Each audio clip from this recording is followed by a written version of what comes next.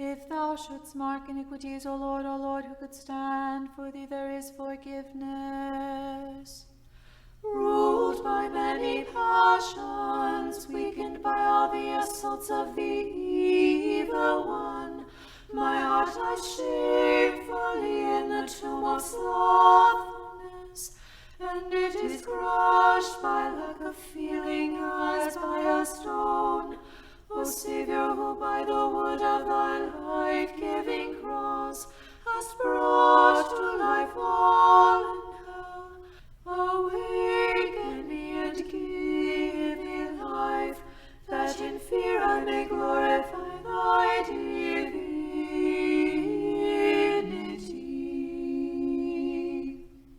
For thy name's sake have I patiently waited for thee, O Lord. My soul hath waited patiently for thy word. My soul hath hoped in the Lord. At the prompting of the evil one, I have always loved the riches of corrupting pleasure, and without conscience I have delighted in vanity. I have neglected my mind when it groaned like another Lazarus, and hungered for God's food.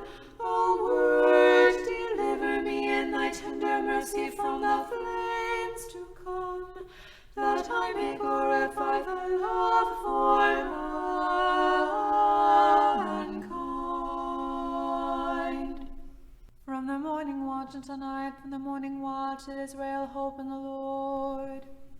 Today Lazarus has died in Bethany, laments for him, but thou, our Saviour, shalt awake him from the dead, through the raising of thy friend.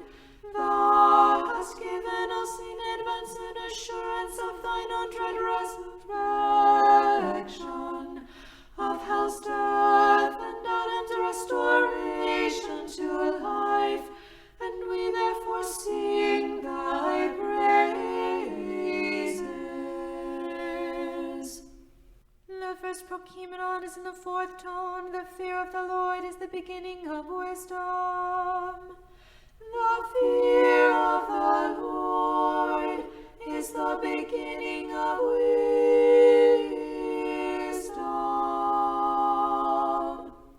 I will give thanks to thee, O Lord, with my whole heart, in the council of the upright and in the congregation.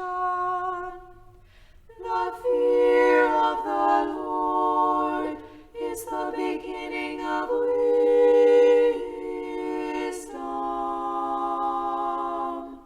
The fear of the Lord is the beginning of wisdom.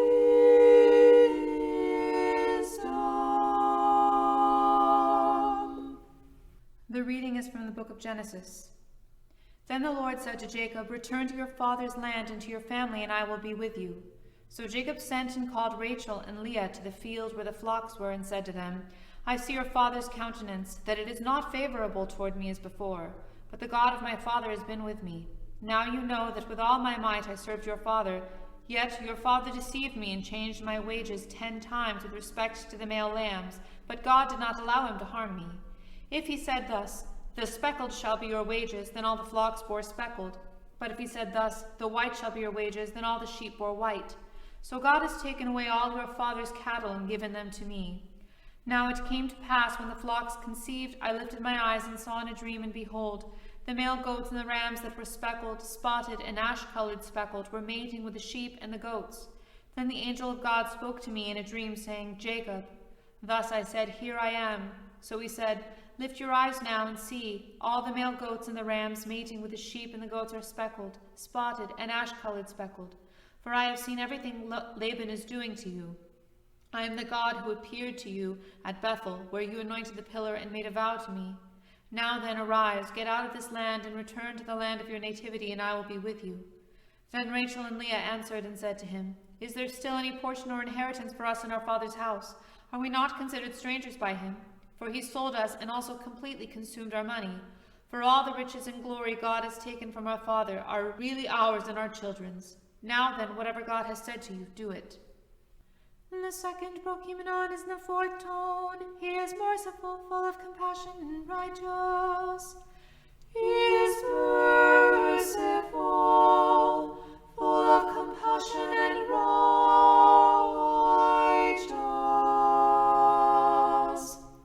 Blessed is the man that fears the Lord. He will delight greatly in his commandments.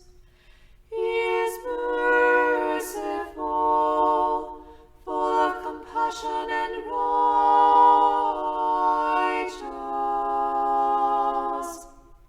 He is merciful, full of compassion and righteous.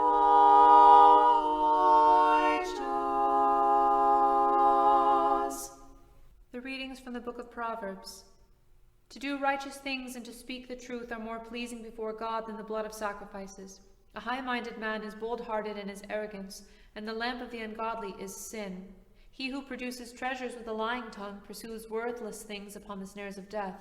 Destruction shall entertain the ungodly, for they are not willing to do righteous things. To the crooked, God sends crooked ways, for his works are pure and upright. It is better to dwell in a corner in the open air than with wrongdoing in plastered rooms and in a shared house.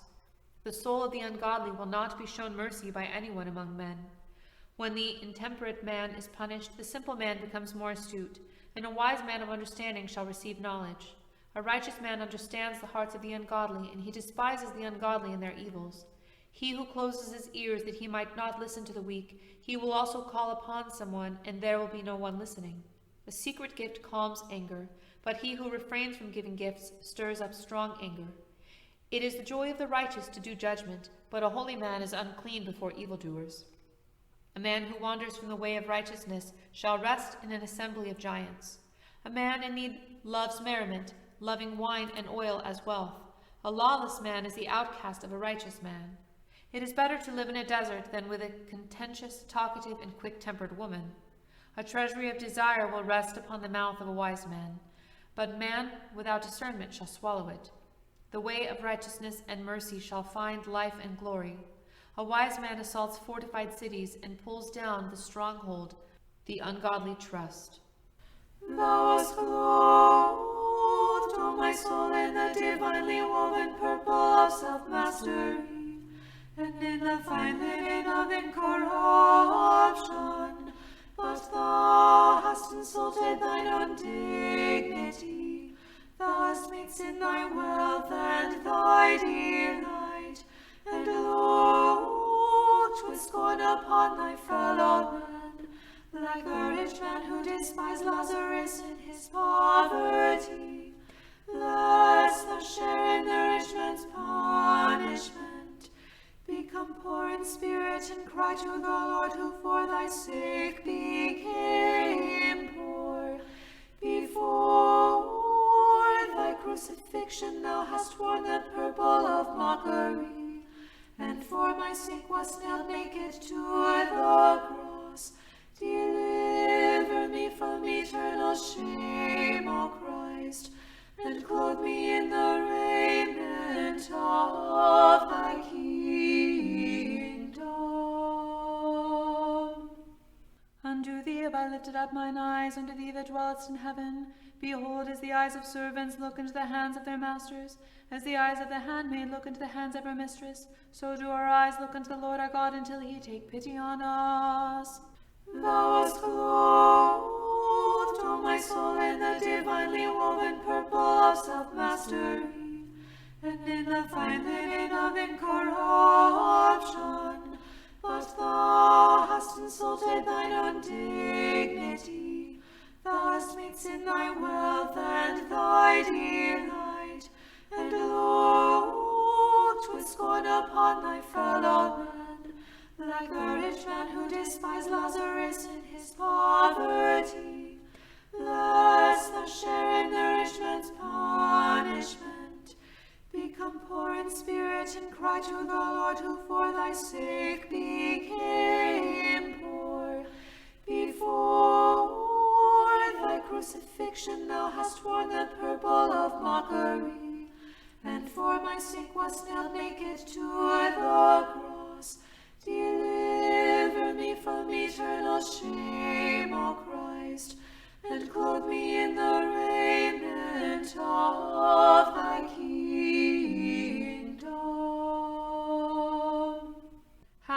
on us, O Lord, have mercy on us, for greatly are we filled with abasement. Greatly hath our soul been filled therewith. Let reproach come upon them that prosper, and abasement on the proud. Wise was the exchange ye made, O saints. Ye gave your blood and received heaven as your reward. Ye suffered tribulation for a time, and now make glad eternally. Wisely have ye traded, forsaking things corruptible, ye have received things incorruptible, and rejoicing with the choirs of angels, ye sing continually the praises of the consubstantial Trinity. Glory to the Father, and to the Son, and to the Holy Spirit, now and ever, and unto ages of ages. Amen. A sword has pierced me, O my son, said the Virgin, when she saw Christ hanging on the cross, and it has torn my heart, has Simeon once foretold to me. But arise, I pray thee, O immortal Lord, and glorify thy